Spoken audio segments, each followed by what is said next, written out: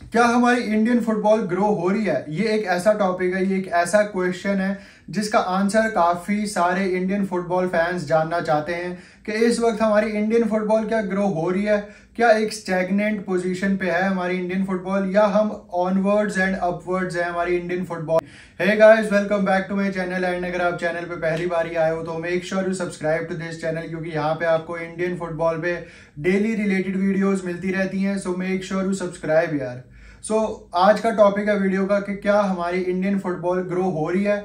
अगर मैं इसमें आईएसएल को भी इंक्लूड कर लूं एंड इंडियन फुटबॉल को भी इंक्लूड कर लूं, तो क्या हम ऑनवर्ड्स एंड अपवर्ड्स हैं अपनी फुटबॉलिंग को लेके इंडिया में? ये एक ऐसा क्वेश्चन है जिसका आंसर यस भी हो सकता है एंड नो भी हो सकता है। क्योंकि अगर आप इंडियन फुटबॉल के फैन हो तो आपने देखा होगा कि कैसे अल हिलाल ने मुंबई सिटी एफसी को थ्रैश करा है 6-0, वो भी रियाद में एंड वो भी चैंपियंस लीग में। एंड हमारे को कोई क्लू ही नहीं लगा कि अल हिलाल की टीम कितनी बढ़िया है एंड हम उनको कैसे हरा सकते हैं। मुंबई सिटी के पास कोई क्लू नहीं था। एंड ये वो टीम है मुंबई सिटी एफसी की जो कि आईएसएल में काफी डोमिनेट करती आ रही है पिछले 1-2 सीजन से। मैं बात करूं तो कुछ प्लेयर्स इसमें ऐसे हैं जो रेगुलर स्टार्टर्स हैं इंडियन फुटबॉल टीम के लिए, बट क्यों नहीं हम अल हिलाल को हरा पाए? एंड क्यों हमारे जो फॉरेनर्स हैं आईएसएल के टीम्स के, वो इतने बिलो एवरेज परफॉर्म करते हैं आईएसएल में आके, या फिर वो जब चैंपियंस लीग में उतरते हैं हमारी किसी भी टीम के लिए, तो वो क्यों नहीं परफॉर्म कर पाते? इसका सीधा सीधा आंसर एक ही है कि जो हमारे आईएसएल के कोचेज हैं वो हमारे हाई इंटेंसिटी की फुटबॉल नहीं खेलना सिखा रहे हैं इन लड़कों को। ठीक है, हम बाहर से फॉरेनर्स बुला रहे हैं, बट वो जो फॉरेनर्स हैं वो बिलो एवरेज फॉरेनर्स हैं। एंड हम उनको क्यों अट्रैक्ट कर पाते हैं? क्योंकि वो कुछ पैसों की वजह से हमारी इंडिया में आ जाते हैं सिर्फ खेलने, बट उनकी क्वालिटी इतनी अच्छी, इतनी इमेंस नहीं होती है कि वो एएफसी चैंपियंस लीग में जाके अल हिलाल जैसी टीम्स को, नासाजी, नवबोर जैसी टीम्स को डोमिनेट कर पाए। एंड ये एक बहुत बड़ा रीजन है कि क्यों हमारा ISL and Indian football team की अगर मैं बात करूं तो एक क्वालिटी में डिफरेंस आ चुका है।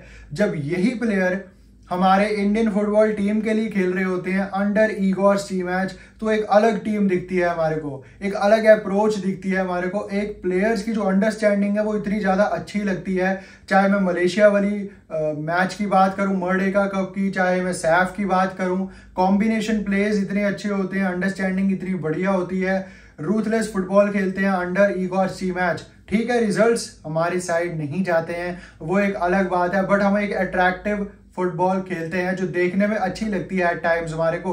बट आईएसएल में स्लो टेम्पो की गेम्स होती हैं, स्लो मोमेंटम में गेम्स चलती हैं। जो फॉरेनर्स होते हैं वो या तो ओवर परफॉर्म कर जाते हैं अपने एक्सजी को, या फिर वो अंडर परफॉर्म कर जाते हैं।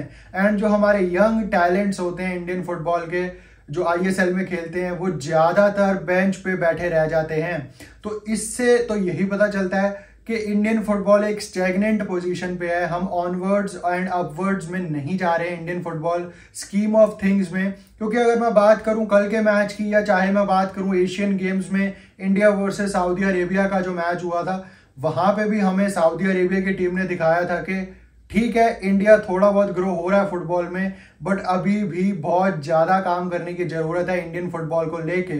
ठीक है, हमारी एआईएफएफ काफी काम कर रही है अलग अलग मैटर्स में, चाहे वो ओसीआई पीआईओ का मैटर है, या चाहे वो यंग फुटबॉलिंग को नर्चर करने की बात हो, जहाँ पे डेवलपमेंट की बात हो, तो एआईएफएफ इनिशियल स्टेप्स अच्छे ले रही है। आर्सन वेंगर को बुला रही है, कॉलिना जैसे रेफरीज को बुला रही है, ब्लू कब्स अपना वो डेवलपमेंट प्रोग्राम शुरू कर रहे हैं। बट बहुत ही एक इनिशियल स्टेप्स हैं अभी हमारे इंडियन फुटबॉल की ग्रोथ में। अगर हम इसको कहें कि हम ग्रो कर ही रहे हैं एज अ फुटबॉलिंग नेशन, तो ये एक थोड़ा गलत स्टेटमेंट होगा। अभी हमारी कोई पोजीशन नहीं है इस वक्त अगर देखा जाए तो आउटसाइड सैफ रीजन। हम सैफ रीजन के अलावा कहीं भी compete करने लायक नहीं है। चाहे हमारे क्लब्स की बात करूं मैं, या चाहे मैं अपनी इंडियन फुटबॉल टीम की बात करूं। ठीक है, हमने मलेशिया जैसी टीम्स के अगेंस्ट 2 गोल मारे, इराक जैसी टीम के अगेंस्ट 2 गोल्स मारे, but football is not at all about only scoring goals and goals and goals.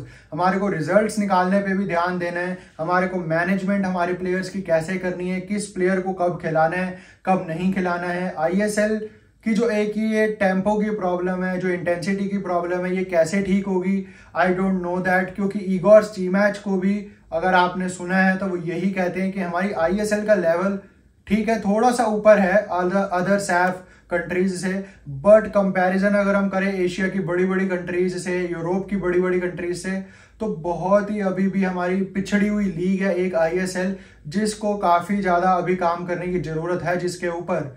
तो इंडियन फुटबॉल टीम का जो लक्ष्य है 2026 के वर्ल्ड कप के लिए क्वालिफाई होना, वो थोड़ा अभी खतरे में लग रहा है, क्योंकि अंदर फुटबॉल के जो पॉलिटिक्स चल रही है हमारी, वो भी एक अलग मैटर है।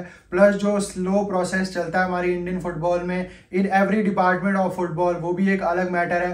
बट ISL से भी इतने फ्रूटफुल रिजल्ट्स हमारे को नहीं मिल पा रहे हैं, क्योंकि जो हमारे यंग टैलेंट्स हैं उनको चांसेस एज सच मिलते नहीं हैं, उनके ऊपर डेवलपमेंट करी नहीं जाती इतने अच्छे से।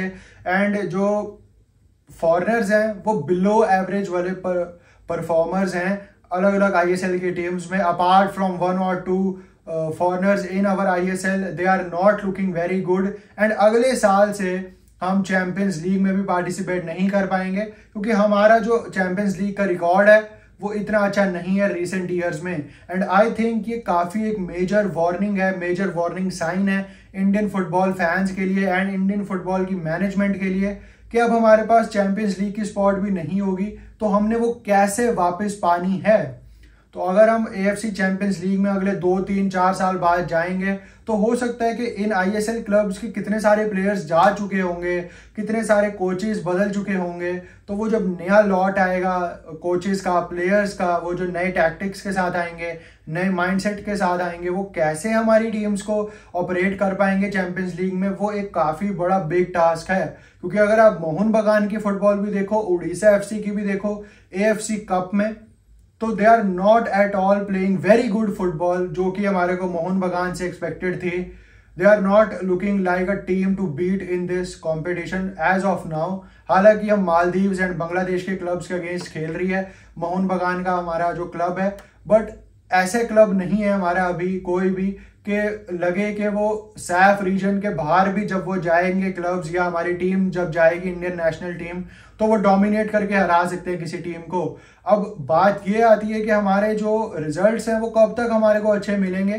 काम हो रहा है, इनिशियल स्टेजेस में है। ब्लू कब्स का प्रोजेक्ट जो है, अलग अलग डेवलपमेंट प्रोग्राम्स चल रहे हैं पूरे इंडिया में, अलग अलग जो टैलेंट्स हैं उनको ढूंढने की कोशिश चल रही है। आर्सन वेंगर आएंगे हमारी कंट्री में, बट अगले 5 से 8 साल बाद इसका हमारे को रिजल्ट्स मिलेंगे कि ये जो AIFF ने एक बीज बोया है अभी ब्लू कब्स का जो प्रोजेक्ट है एंड अलग अलग जो डेवलपमेंट स्कीम्स हैं, इनका जो रिजल्ट है वो 5 से 8 साल बाद हमारे को देखने को मिलेगा। अगर हम ये सोचें कि इंस्टेंट रिजल्ट्स हमारे को मिल जाएंगे हमारे इंडियन फुटबॉल में, तो वो नहीं ठीक रहेगा।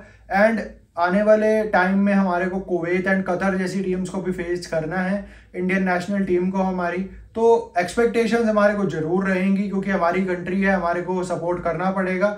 बट ये बहुत बड़ा एक डिफरेंस है, जब हमारे प्लेयर्स ISL में खेलते हैं तो एक अलग तरीके के प्लेयर्स दिखते हैं वो, एंड जब हमारे वही प्लेयर्स अंडर इगोर स्टीमैच खेलते हैं तो ऐसे लगता है कि एक अलग ही जान आ गई है उनमें। बट अब इसका रीजन क्या है?